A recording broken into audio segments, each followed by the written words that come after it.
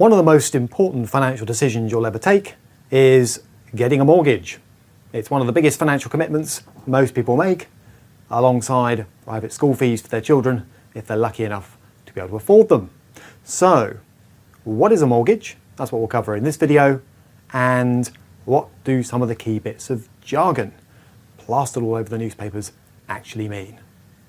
Right, a mortgage is a secured loan.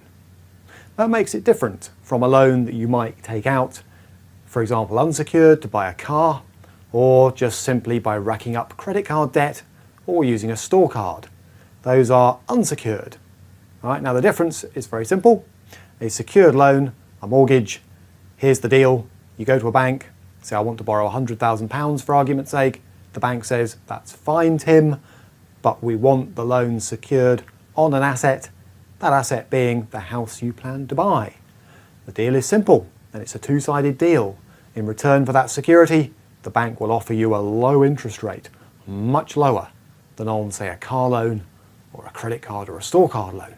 Right? You can pick up mortgage rates for around 4%, 5% at the moment, depending on the period you go for, whereas unsecured store card loans could cost you up to 30.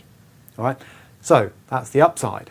The interest rate is low, but that's because the loan is secured, and that means if you fail to repay it or keep up with repayments, the bank reserves the right to seize your property and sell it and use the proceeds to repay the loan. Right? So a mortgage has one benefit up front. The interest rate tends to be a lot lower than you can get on other loans, and that's because the bank has a lot of security in the form of your property. All right, now property prices can go down as well as up, all right, which is why banks don't always lend, or certainly not anymore, the full value of the property to somebody who wants a mortgage. Okay? The heady days, the ridiculous days before the financial crisis are now long gone.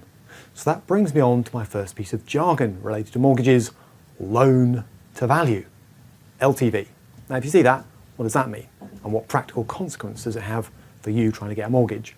Well, here's how it works.